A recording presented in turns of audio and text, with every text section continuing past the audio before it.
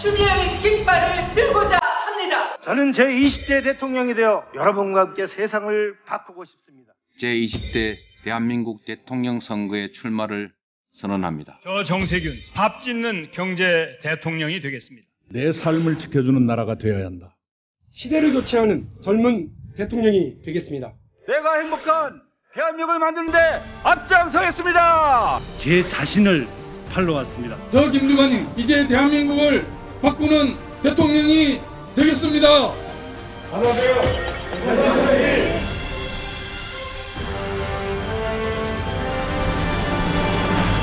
현재 민주당 총 9명인데 이 후보들이 상당히 많이 나온 상태인데 1위 이재명 지사 역시 지금 윤석열 전 총장과 같이 공정 얘기를 많이 하고 있는데 이재명은 차별화 전략이 있는 겁니까? 어떻습니까?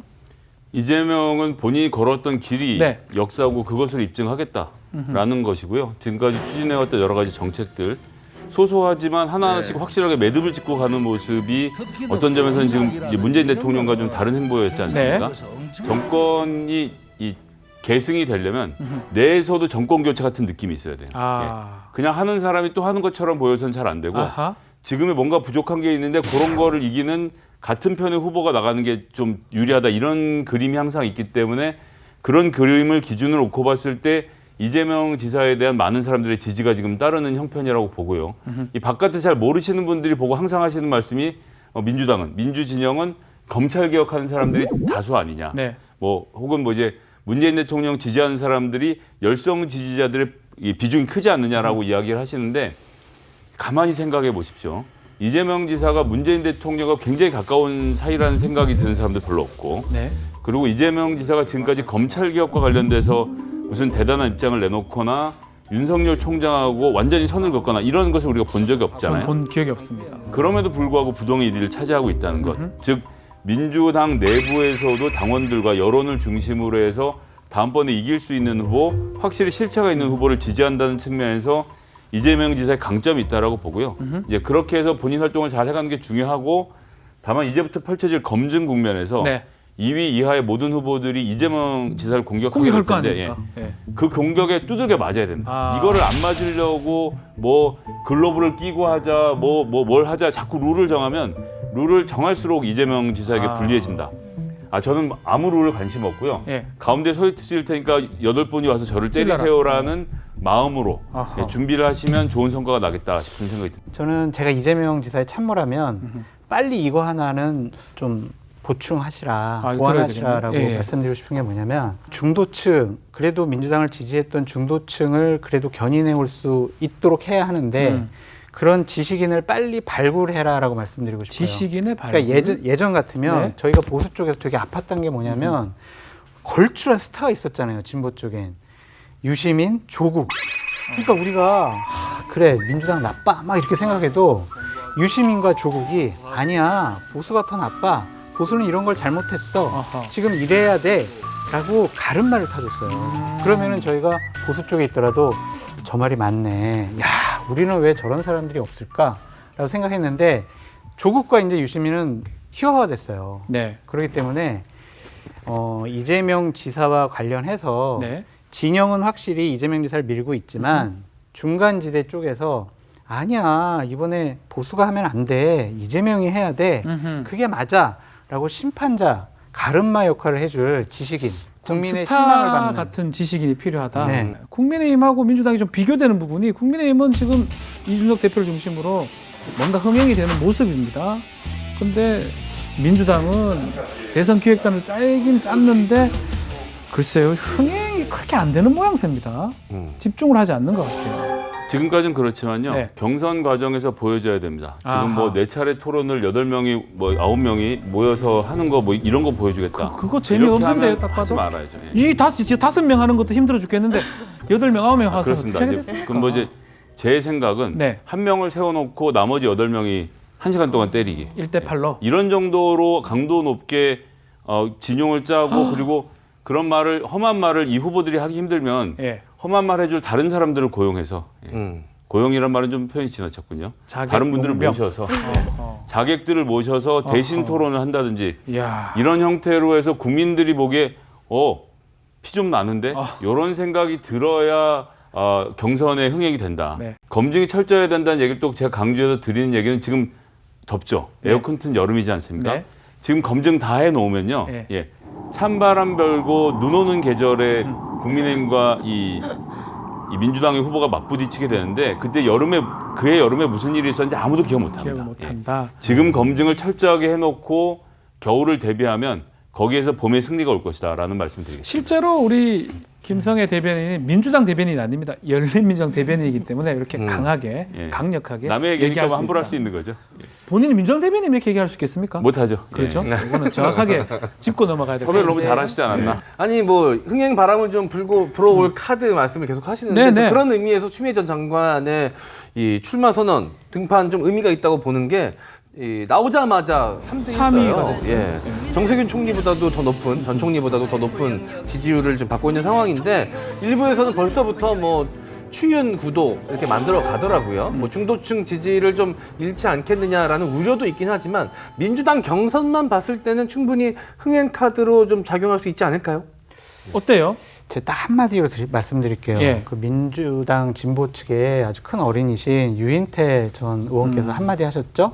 추미애는 민주당의 아킬레스건이야. 이 말로 가늠하겠습니다. 약점이다 하는데 어떻게 김성애 대변인께서는 어떻게 추미애 의원이 출마 선언하는데 보니까 올라가서 이렇게 건너다 보면 건너편 풍경은 제일 먼저 평화 얘기하고 그 다음에 지대, 즉 토지 개혁에 대한 이야기 한 다음에 복지 얘기를 했거든요. 네. 근데 여기서 저의 눈길을 끌었던 건 이 지대 얘기입니다. 지대 얘기. 즉 이제 토지 공개념을 도입하는 문제에 대해서 본격적인 입장을 내겠다라는 것이고 법무부 장관 시절에 본인 SNS에 관련된 걸 몇 번 한 쓴 적이 번씩 있어요. 그 네. 땅 얘기를 부동산 얘기를 썼었어요. 약간 뜬금없다고 생각했는데 이게 지금 다 지금을 위해서 깔아놓은 판 아니었겠습니까? 그렇다라고 하면 지금 대한민국의 이 부동산 문제에 대해서 뭐 세금을 좀 올립시다, 세금을 네. 좀 내립시다 이런 거 말고 획기적인 대책을 들고 나와서 그런 정책으로 정면 승부를 벌이는 것 같으면 그러면 저는 추윤 갈등의 틀에서 벗어나서 한 명의 대선 후보로서 대접을 받을 것이고 네. 윤석열 무대에 올라와라 나랑 붙자 이런 스탠스로 가면 추미애 후보에게는 기회가 없을 거다. 기회가 없을 것이다. 그래도 민주당 같은 경우에는 또 어느 때보다 좀 대선까지의 여유가 좀 있는 편 아닙니까? 이제 7월 9일부터 사흘 동안 당원 여론조사 50%, 국민 여론조사 50%를 각각 반영해서 11일에 6명을 추리고요. 네. 여기서 정세균 전 총리랑 이광재 의원은 단일화를 하기로 했기 약속을 때문에 했고요. 이 중에 한 명이 탈락하니까 나머지 2명이 더 탈락하게 됩니다. 네.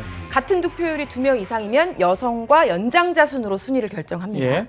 이후에 이제 아마 본경선 룰을 확정할 텐데 그리고 나서 한 달 정도 전국을 순회하면서 연설회도 하고 TV 토론도 하고 본경선은 9월 5일 만약에 과반 득표자가 안 나오면 10일에 결선 투표를 진행합니다. 또 앞으로 이재명 대 비이재명, 반 이재명 이 연합 어떤 게 구축될 것이다. 이 얘기가 나오고 있는데 뭐 그렇게 흘러갈 가능성이 있는 건가요? 그렇게 흘러가겠지만 소용없다니까요. 그게 이재명이라는 강자의 프레임을 더 강화시켜주는 네. 그러한 얘기예요. 그러니까 이게 연합을 해서 아니면은 뭐 단일화를 해서 1등 후보를 이기려면요. 이 2등, 3등 후보가 합산을 했을 때 1등 후보를 넘어야 돼요. 지지율이. 근데 지금 뭐 정세균, 이낙연 이 두 후보 합쳐도 1등 후보를 못 넘잖아요. 못 넘으니까 이거는 이재명 지사가 정말 강자구나, 되겠구나. 이러한 인식을 더 강화시켜줄 뿐이다. 그래서 이런 거 하지 마시고요. 본인이 하고 싶은 얘기 경선에서 계속 하시고 끝까지 가세요. 그리고 아름답게 지고 또 다음 기회를 보고 이렇게 해야지 이런 꼼수는 별로 좋지 않은 것 같습니다. 예, 한마디로 이제 경선 때 이 지나치게 경쟁을 하다 보면 오히려 이제 뭐 적보다 못한 그렇죠. 관계가 되기도 하지 않습니까? 네. 그런 선례들을 많이 봐왔기 네. 때문에 그런 생각이 좀 드는데 이재명 후보로서는 이 친문 세력을 어떻게 안고 가느냐 그것이 이제 관건이 될 것 같은데 그리고 또 이 중도층을 그렇죠. 어떻게 안고 갈 것이냐 이에 대한 해법 뭐 생각하시는 바가 좀 있으시면 이른바 말씀해 주시죠. 당내에 이재명에 대한 비토 세력이 있을 수 있잖아요. 그런 사람들을 어떻게 끌고 갈 수 있는지, 안고 갈 수 있는지. 전국 지표조사라는 여론조사 결과를 보니까 네. 2주 전이죠. 2주 전에 이재명 지사가 민주당 지지자 중에 49%의 지지를 받고 있었거든요. 네. 뭐 압도적이란 말로 표현하기 어려운 수준인데 절반의 지지를 받고 있는 사람한테 나머지 절반에서 비토그룹이 있다는 말 한 자체가 무슨 말인지 잘 모르겠어요. 예. 제 입장은 잘 이해가 되지 않고 네. 그래서 뭐 끌어안고 자시고의 문제도 아니고 아하. 그래서 계속 말씀드리지만 외부의 평론가들이 말하기가 좋으니까 민주당은 전부 다 검찰 개혁한 사람들 모여 있는 뭐 극렬 지지자들 네. 무슨 뭐 양념 뭐 이런 얘기 계속 돌리는데 실제로 보통의 정상적인 민주당의 당원들은 내년 대선에서 어떻게 하면 이기지? 누가 하면 이길 수 있지? 그러고 후보가 정해지면 그냥 그 사람을 밉니다. 그렇겠죠. 뭐 일부 목소리가 나오는 곳이 있더라도 거기에 신경을 쓸 문제가 아니라 국민과 당원의 여론을 그냥 보고 가면 되기 때문에 뭐 끌어안고 자시고 할 차원의 문제도 아니라고 보고요. 그냥 경선을 정상적으로 잘 치르면 된다. 네. 경선이 포인트하고 흥행 포인트하고 다코스하고 뭐 한번 짚어주시죠. 자 이제 협업할 보면 대통령이 어떻게 뽑혔는지 과정을 보고 네. 여기서 배워야 됩니다. 김대중 대통령이 어떻게 당선이 됐습니까? 내가 민주주의를 지켰고 호남 사람임에도 불구하고 대권을 잡을 수 있다는 걸 보여준 네. 거 아닙니까? 그 다음에 노무현 대통령이 뭐 했습니까? 나는 동쪽으로 간다. 네. 동쪽에 가서 죽겠다고 했고 그것이 국민들로부터 지지를 받았습니다. 그렇죠. 이때까지만 해도 지역주의도 극복이 안 된 나라였어요. 민주주의의 틀을 바꾸는 일을 했던 거고 그 두 분의 대통령의 당선으로 민주주의의 틀이 상당히 확고해졌습니다. 네. 그렇게 되고 나서 문재인 대통령 후보가 출마했을 때 적폐를 청산하겠다. 과거를 걷어내겠다라고 이야기하고 국민들의 지지를 받았죠. 네. 그런데 지금 대통령 후보로 나오는 사람들 아까 전에 뭐 누구랑 합쳐서 이재명을 꺾을 것이냐 이런 싸움이 아니에요. 이재명 제세가 얘기하는 민생, 공정 이 키워드를 넘어서는 다른 키워드를 가지고 나와서 국민들로부터 지지를 받는 사람이 있다라면 이 판이 뒤집어지는 판이 되는 것이고 네. 그런 게 없다라면 별 방법이 없는 흐름으로 갈 것입니다. 즉 경선의 룰도 방법도 이런 게 중요한 게 아니고요. 결국 내가 어떤 대한민국을 만들겠다라는 그림을 제대로 보여주는 정치인이 필요한데 그런 점에서 이제 이낙연, 정세균 총리 이 두 분들은 여태까지 많은 과정 동안 이것에 대한 이야기를 안 하셨던 것이 좀 아쉽다는 생각이 들고 그런 측면에서 추미애 후보나 박용진 후보가 지금까지 하지 않았던 얘기를 꺼낼 용기가 있다면 거기에서 본인에게 기회가 오지 않을까라는 생각을 하고 있습니다. 제가 봤을 때는 시대 정신이 정권 교체니까 민주당에 계신 후보 중에 한 분이 그냥 정권 교체하자라고 막 그냥 외치는 거예요. 그냥 그럼 되지 않을까? 그게 무슨 말이에요? 무슨 말이에요, 그게? 말도 안 되는 소리 왜 하십니까? 말도 안 되는 소리 왜 하십니까? 정권 교체가 경선 나가서 다음 당 다른 정당 준다고 말할 수 소장님 없는 많이 힘들으셨습니다. 그게 아니라 이 문재인 정권에 대한 지지율이 어느 정도 유지가 되고 있지만 지금 대부분의 많은 국민들이 정권을 교체해야 되는 것이 아니냐라는 것을 좀 더 의견을 더 많이 표명하시는 것 같아요. 네. 그래서 같은 당이지만 같은 당 안에서도 내가 되면은 문재인 정권의 계승자가 아니라 정말 새로운 정권의 탄생이다. 지금 김성희 선생님 말씀하셨던 얘기하고 비슷하네요. 똑같아요. 그러니까 그러한 미래에 대한 비전을 보여주는 게 좋고 경선 흥행하려면 제가 팁 하나 드릴게요. 네. 초선 의원들 한 20-30명이 모아서? 그냥 이렇게 좀 몇몇 그룹씩 나눠서 날짜별로 해서 우리는 박용진을 지원합니다. 지지합니다라고 하면서 이렇게 띄우세요.